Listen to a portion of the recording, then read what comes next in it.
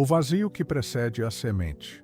Feche os olhos por um instante, respire profundamente. Sinta o silêncio que existe dentro de você. Imagine agora um campo seco, árido, com rachaduras fundas na terra. Nada parece crescer ali. Essa é a imagem simbólica de como muitos de nós nos sentimos em determinados momentos da vida. Estéreis, desprovidos de propósito, distantes de qualquer sentido. Talvez você esteja vivendo exatamente isso agora. Um vazio que não é apenas ausência, mas um tipo de dor energética, vibracional. A neurociência espiritual nos mostra que esse estado de crise interior ativa partes profundas do cérebro, especialmente o córtex pré-frontal, responsável pela busca de sentido. Esse mesmo vazio que machuca, paradoxalmente, pode ser o solo onde a semente do novo está escondida. Talvez a sensação de que tudo perdeu o sentido não seja um fim, mas um começo. O começo de um novo ciclo. É na terra seca que a raiz precisa romper para buscar água. É na dor que a alma se recolhe para ouvir o que nunca foi escutado. Você já sentiu que seu coração está em silêncio, mas não um silêncio de paz, e sim um silêncio de espera? Como se algo dentro de você estivesse à beira de germinar, mas ainda não encontrasse luz? A verdade é que muitas transformações profundas nascem exatamente nesse lugar. O lugar do não saber, do não sentir, do aparente nada. Mas esse nada está cheio de potência, está grávido do invisível. A ausência que hoje pesa em você pode ser o campo onde Deus pretende semear um novo propósito. Você consegue imaginar isso? Consegue fechar os olhos e visualizar o que pode brotar desse chão rachado? Talvez seja a hora de transformar o vazio em oração. Em vez de tentar preencher, permita-se escutar. O que o silêncio está tentando te ensinar? Qual parte de você está em gestação? Qual nova versão está tentando nascer, mesmo que você ainda não a conheça? Prática. Pegue um caderno.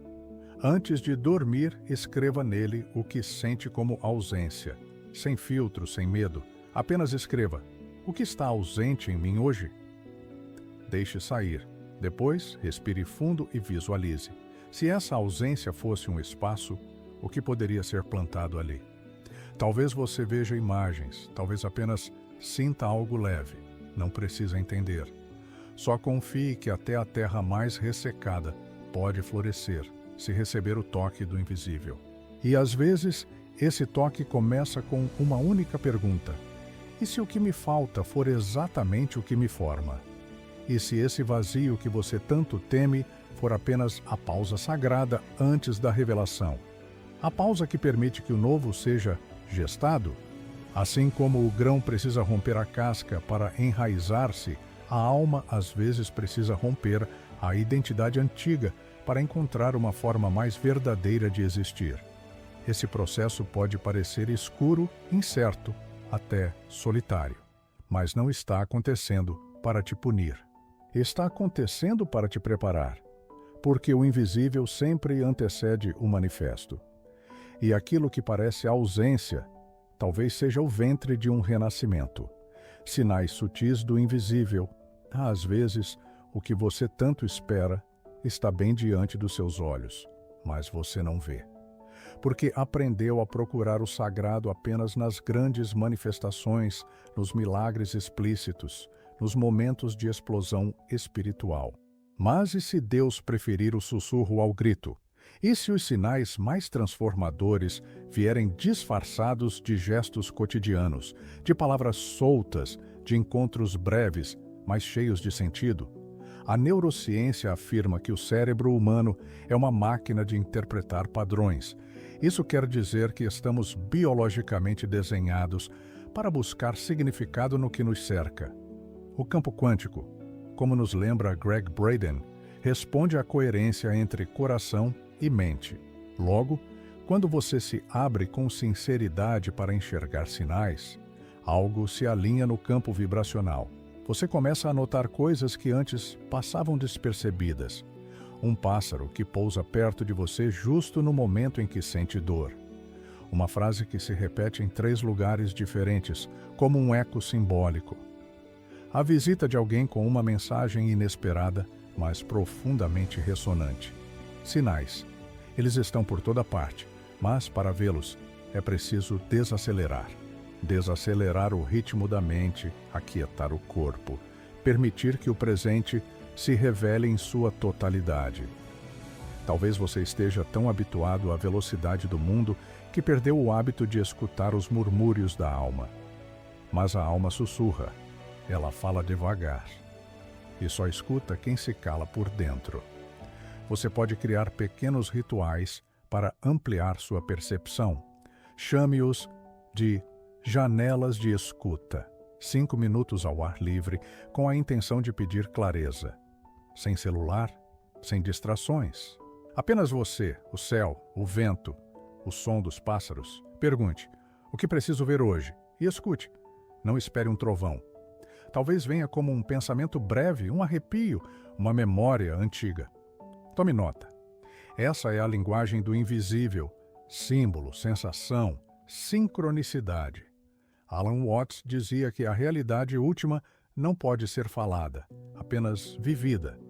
E talvez os sinais sejam isso, pequenos convites para viver de forma mais sensível, mais desperta.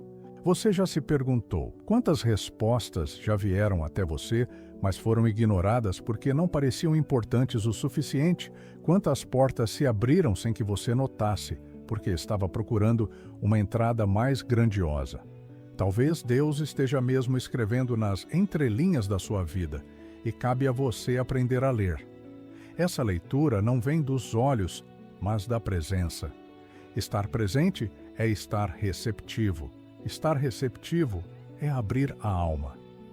Feche os olhos agora, respire profundamente. Peça, mostra-me o que eu ainda não vejo. E apenas escute. Às vezes, o que você precisa não é entender, mas sentir. Confiar não no que é óbvio, mas no que vibra silenciosamente por dentro. A linguagem do invisível não é para ser traduzida, é para ser intuída, reconhecida, honrada. Então, quando sentir que algo ecoa, mesmo que você não saiba explicar, escute. Ali pode estar o início da resposta que você tanto procura. E se você não estiver perdido, mas apenas aprendendo a ler o invisível, o conflito interno que acelera milagres, você já sentiu que algo dentro de você parece estar travado? Como se tivesse um desejo profundo de mudar, de romper ciclos, de viver uma nova realidade, mas ao mesmo tempo um medo antigo puxasse você de volta ao velho? Isso é mais comum do que parece. E não significa fraqueza. Significa apenas que há forças internas que ainda não foram reconhecidas. Guilt, medo, vergonha, ressentimento. Todas essas emoções não resolvidas operam como bloqueios vibracionais. Diminuem a frequência do corpo e da mente. Bruce Lipton afirma que emoções não processadas afetam diretamente nossos genes. Isso quer dizer que o conflito emocional é também biológico e que ignorá-lo é como negar o próprio corpo. Mas há um outro olhar. Esse conflito pode ser o impulso inicial do milagre. Como? Porque quando você se permite ver a própria sombra, algo se alinha na sua vibração. Você não está mais resistindo, está se abrindo, está dizendo, eu estou disposto a ver, a transformar, a liberar. Essa disponibilidade é magnética. O universo responde a isso. E o que antes parecia travado, começa a se movimentar. Você pode transformar o conflito em ritual. Pegue um papel, escreva o nome de uma emoção que te pesa. Dê voz a ela. Permita-se senti-la por um instante, com presença, sem julgamento. Depois, queime esse papel com reverência, como quem devolve à terra o que já não serve. Respire. Diga, eu libero isso com respeito. Eu permito que algo novo entre. Essa prática simples gera um novo campo de frequência. É como afinar um instrumento. Antes da melodia, vem o ajuste. E o milagre precisa de harmonia para se manifestar. Então, não tema seu conflito. Ele não é um obstáculo, é uma ponte, um portal disfarçado, um convite à cura. E toda a cura começa com verdade. Não a verdade que você conta aos outros, mas a que você sustenta em silêncio, quando ninguém está olhando. Essa é a verdade que transforma, porque ela toca o centro da sua vibração. E quando você vibra com autenticidade, você se alinha ao que é mais puro em você. E o universo reconhece isso. Joe Dispenza ensina que quando pensamos e sentimos em coerência, nossos campos eletromagnéticos se expandem, e essa expansão atrai novas realidades. Logo, o conflito resolvido não é apenas uma libertação interna, é também um ponto de inflexão energética. É o momento onde o impossível começa a se mover em sua direção. Portanto, da próxima vez que sentir um nó dentro de você, não o rejeite. Pergunte-se: o que isso está tentando me mostrar? Qual parte de mim está pedindo atenção? E se essa atenção for apenas um grito por liberdade? Dê-se esse espaço. Ofereça-se esse perdão. Você não precisa estar perfeito para ser digno de milagre. Você só precisa estar disposto a transformar. E essa disposição começa no instante em que você diz: eu escolho escutar a minha sombra com compaixão. Eu escolho liberar o que me prende. Eu escolho vibrar com integridade, do caos ao propósito revelado. Você já se perguntou por que tantas vezes a vida precisa desmoronar antes de se reorganizar? Por que o chamado do propósito vem tantas vezes na forma de perda, de dor, de ruptura? A resposta não está apenas na espiritualidade, mas também na ciência do comportamento. Pesquisas mostram que momentos de crise profunda ativam processos de reorganização cognitiva. O cérebro entende que algo não funciona mais e começa a buscar novos caminhos, novas soluções, novas formas de existir. É como se o caos abrisse uma fenda por onde a consciência pudesse se expandir. E se você começasse a olhar para seus momentos de colapso como sementes de revelação? E se aquilo que ruiu era o que impedia o novo de florescer? Pense na fênix. Ela não se transforma sem passar pelo fogo. É no colapso que sua verdadeira natureza emerge. Assim também é com você. Aquilo que caiu, que acabou, que foi arrancado, talvez esteja libertando espaço para algo mais alinhado com sua essência. Prática. Escreva em uma folha tudo o que desmoronou nos últimos meses. Depois, pergunte-se: para que isso aconteceu? Busque padrões. O que essas perdas te forçaram a enxergar? Qual parte da sua identidade estava sendo reciclada quando você muda a pergunta de por quê para quê? Algo se abre em você. Você para de se sentir vítima e começa a se ver como parte ativa de um processo de crescimento.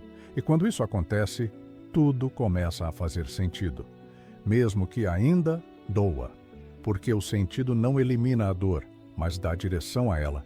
Você não precisa entender tudo agora, mas pode confiar que até o caos tem uma lógica divina e que sua alma sabe o caminho, mesmo quando sua mente ainda não compreende. Mesmo que ainda pareça nebuloso, o propósito está se revelando. Ele não chega como uma resposta pronta, mas como uma presença sutil que vai crescendo em você, como a luz da manhã que não invade, mas nasce. E talvez tudo o que caiu tenha sido exatamente o que precisava cair. Talvez você estivesse construindo uma casa sobre estruturas frágeis e o caos que você tanto rejeitou foi o arquiteto que te obrigou a recomeçar com verdade. Você consegue ver isso agora? Consegue sentir que mesmo o que doeu também te serviu? Mesmo o que despedaçou algo em você também abriu algo novo?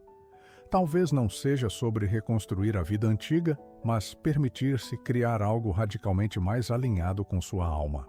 Algo que você nunca viveu antes, porque nunca foi tão verdadeiro consigo mesmo. Esse é o convite que o caos te faz, não para que você volte ao que era, mas para que você descubra o que pode vir a ser. Feche os olhos por um instante. Visualize-se andando entre os escombros de um ciclo antigo. Agora, Veja uma flor brotando no meio da ruína. Ela representa o novo que está surgindo dentro de você. Agradeça por tudo o que caiu, porque abriu o chão fértil, onde o propósito finalmente poderá florescer, manifestando o invisível com o corpo presente.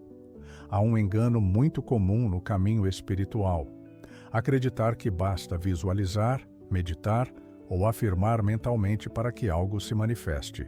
Mas o universo não responde apenas ao pensamento. Ele responde à vibração completa do seu ser. Pensamento, emoção e corpo precisam caminhar juntos. Se você imagina algo, mas seu corpo permanece inerte, a mensagem vibracional enviada ao campo é confusa. Joe Dispenza ensina que o corpo precisa se tornar o ambiente da nova realidade, antes mesmo que ela se manifeste. Ou seja, é preciso viver como se já fosse verdade. Você já parou para perceber como seu corpo responde às emoções? Ele encolhe com o medo, expande-se com a esperança. Se sua intenção é manifestar uma nova realidade, é preciso que seu corpo comece a senti-la como real. E para isso, você precisa agir. Dar um passo, ainda que pequeno, em direção ao que deseja. É como lançar uma linha de pesca na água. Se não lançar, nunca haverá peixe. Visualize-se vivendo aquilo que deseja. Agora pergunte-se: qual seria uma pequena ação coerente com essa visão? Talvez seja uma ligação, um e-mail, um pedido, um sim tímido. Mas ao agir, seu corpo se torna um instrumento de manifestação. É nesse ponto que a fé deixa de ser conceito e se torna realidade. Prática. Crie um ritual simples de 5 minutos por dia. Sente-se em silêncio, respire com consciência, visualize sua nova realidade com clareza. Sinta-a no corpo. Depois, haja. Um pequeno passo, real, tangível. Essa soma de intenções e movimentos envia ao universo uma mensagem cristalina: eu estou pronto para viver o que já vibra em mim. E se a realidade que você tanto deseja só estiver esperando que você comece a vivê-la com o corpo, com coragem, com coerência?